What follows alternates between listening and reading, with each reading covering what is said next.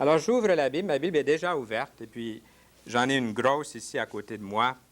C'est une Bible que quelqu'un m'a donnée il y a plusieurs années.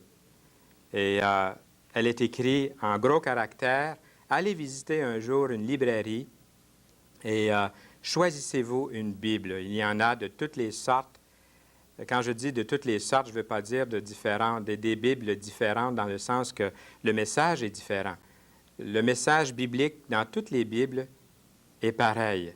La Bible, peu importe la version, donne le même message. C'est la parole de Dieu. Et nous aimerions répondre à cette question. Peut-être que quelqu'un se pose même en cet instant. Je ne serai pas capable de persévérer dans cette nouvelle voie. Moi, je vous dis que si vous acceptiez la parole de Dieu dans votre foyer, dans votre vie, si plus de gens lisaient la Bible à tous les jours, s'en nourrissaient comme une nourriture pour leurs âmes, il y aurait moins de vols, il y aurait moins de crimes, il y aurait moins de péchés. Il y a une petite rimette en anglais qui dit A Christian is not sinless, he's sinless. Je m'excuse d'utiliser l'anglais comme ça, mais je vais essayer de traduire. Ça se traduit assez difficilement, par exemple. Un chrétien n'est pas une personne qui ne pêche plus, mais qui pêche moins, si on peut dire. C'est que la parole de Dieu va changer votre vie. Ce qui peut-être aujourd'hui vous paraît quelque chose dérisoire, vous paraît peut-être quelque chose d'un peu monotone, eh bien, vous allez voir qu'en lisant la parole de Dieu, ce que vous voyez comme des choses étant très importantes aujourd'hui, au fond, ne sont pas aussi importantes. Vous allez réaliser que l'âme que Dieu a placée en vous, l'esprit que Dieu vous a donné, est une chose des plus importantes puisque ce sera utilisé pendant toute l'éternité. Votre vie n'a pas vraiment débuté encore, n'est pas encore commencé. La vie chrétienne n'est pas votre responsabilité à vous. C'est ça que nous aimerions communiquer aujourd'hui. Elle est votre réponse à sa toute-puissance. Il ne s'agit pas de savoir si vous serez capable de persévérer dans cette nouvelle vie, mais de savoir si le Seigneur Jésus-Christ est capable de vous garder. Ce n'est plus votre capacité à vous, votre force, votre habileté, mais c'est vraiment, nous parlons ici de sa puissance, de vous garder. Et le premier verset que j'aimerais partager avec vous se trouve dans un tout petit livre dans le Nouveau Testament. C'est à la fin complètement. Il s'appelle Jude.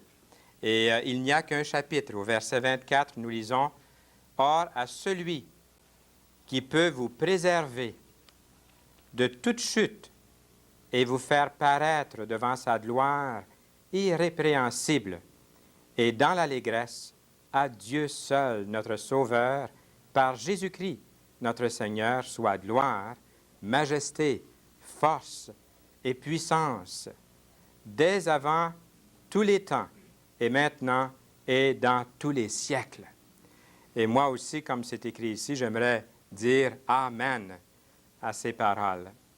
À celui qui peut vous préserver de toute chute et faire paraître devant lui sa gloire irrépréhensible.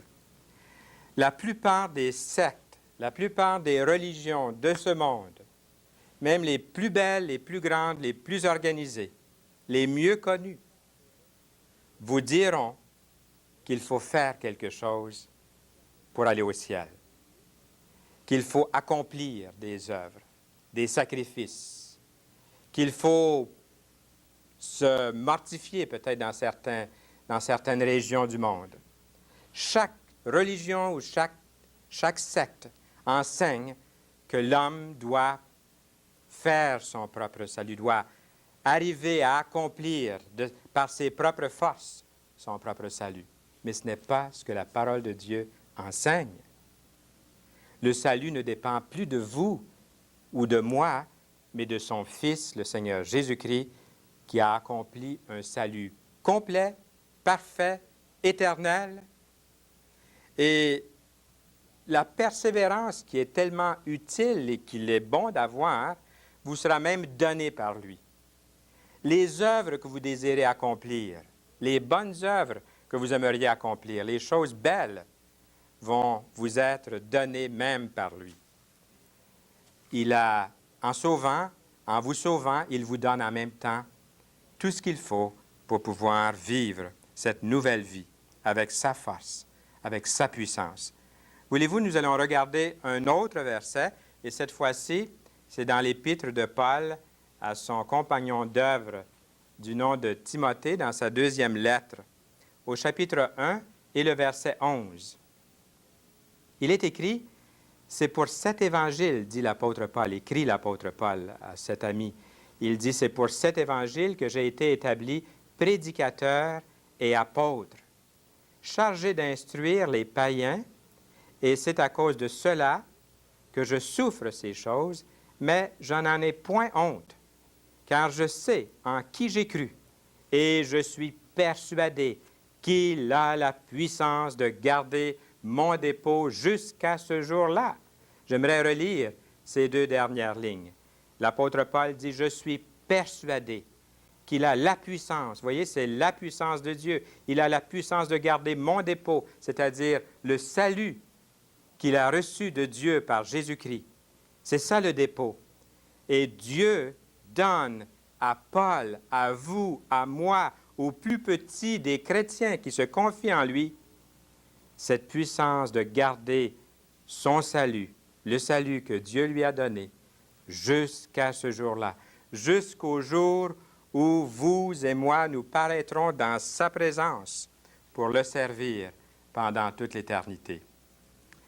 Un autre texte, et cette fois-ci, c'est l'apôtre Pierre. Vous voyez, il y a une merveilleuse entente entre Jude, que nous avons considéré il y a un instant, qui nous a donné cette parole, entre Jude, entre Paul, qui vient de nous dire qu'il est persuadé qu'il a cette puissance, que Dieu lui donne cette puissance, que Dieu lui-même a cette puissance, puisque c'est sa puissance qui est en Paul et la puissance de Dieu, cette puissance de garder son salut jusqu'au jour où il sera dans la présence de Dieu. Eh bien, maintenant, regardons l'apôtre Pierre dans son épître, au premier chapitre.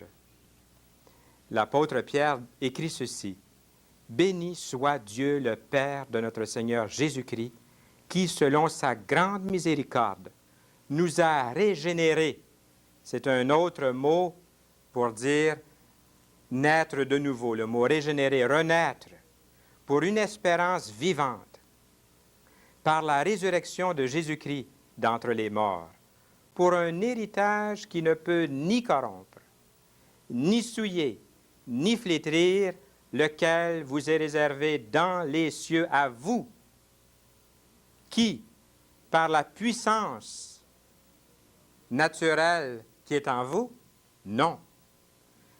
Par votre puissance, non. Par la puissance de vos chefs spirituels, non plus. Par la puissance de Dieu, vous êtes gardés par la puissance de Dieu, par la foi, pour le salut, prêt à être révélé dans les derniers temps. Alors ça, c'est un salut qui nous est donné. L'espérance du salut se trouve vraiment dans le Seigneur Jésus-Christ. Est-ce que vous le voyez avec moi? Est-ce que vous le saisissez avec moi? Est-ce que ces vérités-là que nous venons de lire sont trop difficiles à comprendre? Est-ce que c'est écrit dans un langage que vous ne pouvez pas saisir? Je ne crois pas. Je pense que même un enfant pourrait saisir les vérités que nous lisons, que Dieu a la puissance de vous garder, qu'il a la puissance de vous révéler ce salut que vous avez, par la foi en Jésus-Christ, accepté.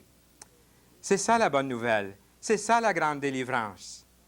C'est ça la vraie religion. La religion, ce n'est pas aller à l'Église, faire des bonnes œuvres et puis acheter son ciel. La vraie religion, c'est de se laisser transformer par la puissance de Jésus-Christ. C'est premièrement se reconnaître perdu, pécheur, loin de Dieu, dans les ténèbres, égaré, et de regarder vers lui, de regarder vers la croix et de dire, Seigneur, je suis tel que je suis, je viens à toi tel que je suis. Pécheur, loin de toi, égaré, indépendant, indifférent. Et Seigneur, j'arrive parce que tu me reçois, tu m'aimes, tu l'as prouvé, tu as donné ta vie pour moi. Et Dieu, tout simplement, vous reçoit, comme cette merveilleuse histoire que nous retrouvons dans l'Évangile. Le fils prodigue qui va dépenser toute sa fortune, son héritage, et qui hésite, à honte même, de revenir à la maison. Il ne sait pas trop quoi faire, mais un jour, il se décide. Il est là assis parmi les pourceaux. On ne lui donne même pas ce qu'on donne aux pourceaux à manger. Si au moins on lui en donnait à manger, se dit-il. Et il pense, quand on pense que dans la maison de mon Père, même les serviteurs vivent dans l'opulence, dans l'abondance. Et moi, je suis ici, dans la pauvreté, et je suis misérable, malheureux. Il a dit, je me lèverai. Je me lèverai, oui, je me lèverai. Et j'irai vers mon Père. Mais il fallait qu'un jour, il prenne cette décision. Peut-être que vous dites la même chose. Oui, je prendrai la décision un bon jour. Je vais composer ce numéro, puis je vais appeler. Je vais faire comme nous avons entendu la semaine dernière à l'émission. Je vais faire comme Gilles et comme Gisèle. Je vais composer le numéro et je vais dire à quelqu'un là, je veux le Nouveau Testament ou je veux Jésus dans ma vie. Je veux la certitude de mon salut. Avez-vous remarqué que nous ne vous prêchons pas une religion? Nous ne vous prêchons pas une secte, une philosophie, une doctrine. Nous vous prêchons une personne qui vous aime, une personne authentique, une personne vivante, le Seigneur Jésus-Christ. Un autre verset que nous aimerions regarder, et cette fois-ci, c'est dans l'Évangile de Jean. L'Évangile de Jean, c'est la dernière référence que j'aimerais partager avec vous. L'Évangile de Jean, le chapitre 1, à partir du verset 12. Mais à tous ceux qui l'ont reçu, à ceux qui croient en son nom, elle, la parole, Jésus incarné, a donné le pouvoir de devenir enfants de Dieu, lesquels sont nés, non du sang, ni de la volonté de la chair, ni de la volonté de l'homme, mais de Dieu. Encore une fois, c'est par la puissance de Dieu. Eh bien, j'espère que vous prendrez, chers amis, cette décision de recevoir le Seigneur Jésus-Christ comme votre Sauveur dans votre vie.